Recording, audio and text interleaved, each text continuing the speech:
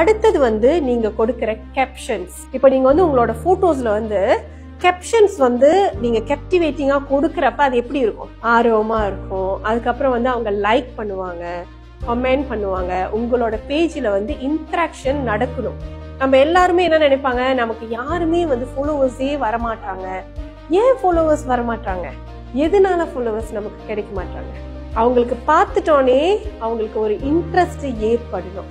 இன்னொன்னு, என்ன வேல்யூ நீங்க கொடுக்குறீங்க? இப்ப நீங்க வந்து உங்க ப்ராடக்ட மட்டும் செல் பண்றீங்க அப்படின்னா, எனக்கு உங்கள்கிட்ட ப்ராடக்ட் வாங்கணும்ன்ற இன்ட்ரெஸ்ட் எனக்கு வந்தா மட்டும் தான் நான் உங்கள்கிட்ட வாங்குவேன், இல்லைன்னா ஸோ அதனாலதான் நீங்க வந்து வேல்யூ சேர்த்து உங்களோட பேஜ்ல கொடுக்கணும். இப்ப அவங்க வந்து சாம்பிராணி விற்கிறாங்கன்னு வச்சுக்கோங்களேன்.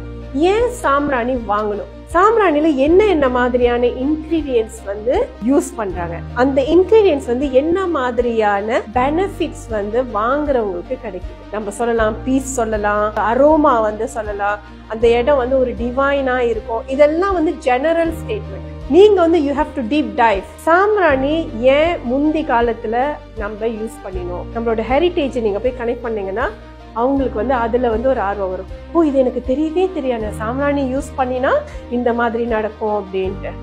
சாம்பிராணி என்ன மாதிரி யூஸ் பண்றது? அப்ப அந்த சாம்பிராணி பிளஸ் உங்களோட தூவாக்கோல், அது இல்லாம அது கூட சேர்த்து உங்களோட வேப்ப எண்ணெய், இந்த 3 காம்பினேஷனையும் நீங்க யூஸ் பண்ணீங்கன்னா என்ன நடக்கும் அப்படின்ற மாதிரி ஒரு சொல்யூஷன் நீங்க கொடுத்தீங்கன்னு வச்சுக்கோங்களேன். அதுவும் ஸ்பெசிபிக்கா உங்களுக்கு சௌபாக்கியம் வரணுமா, இதை செய்யுங்க.